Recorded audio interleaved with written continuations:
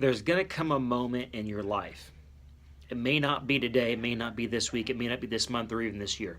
But there's going to be a moment in your life that's the biggest moment of your life, the biggest opportunity you have.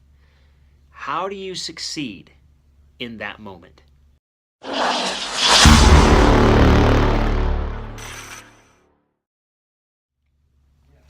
David's moment came when he was about 17 years old. His father Jesse said, "You got 7 brothers on the battlefield. Take the lunch to them." He was a shepherd, and he left the sheep with a keeper.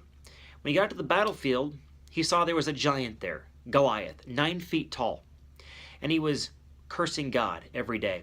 It'd been going on for 40 days. He says, "Just let one of you fight me.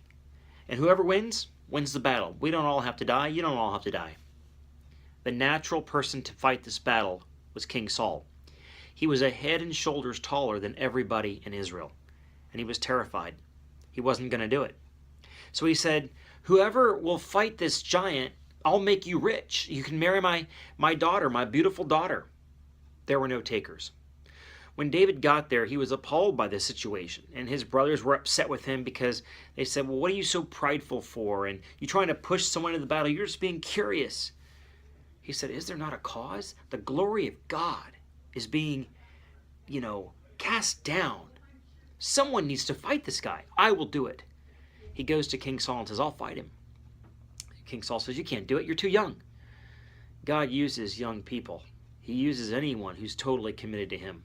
He didn't care about the money. He didn't care about the glory. He cared about the glory of God. He puts King Saul's armor on. It doesn't fit. He says, "I can't use this." Never fight your battles wearing someone else's armor. Fight your battle in the power of the Holy Spirit. He had better armor. He had the helmet of salvation, the breastplate of righteousness, the sword of the Spirit, and those are available to you also. He approaches the giant, but before he does that, he picks up 5 stones out of the brook. 5 because Goliath had 4 brothers. Smooth because they fly through the air better. He knew he'd killed a lion, he'd killed a bear, and it's the same principle. Strike first. Don't let them hit you.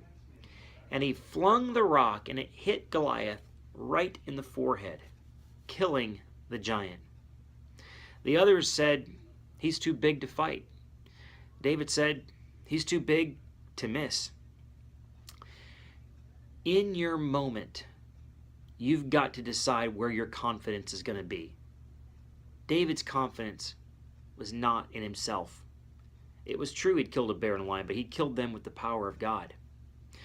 His confidence was in the power of God and for the glory of God. And this was born in quiet meditation, all by himself, watching sheep. Your big moment when it comes to stand up for God, your power won't come in that moment. It'll come with quiet meditation, day by day by day, spending time with God and understanding who He is and appreciating His glory and loving Him.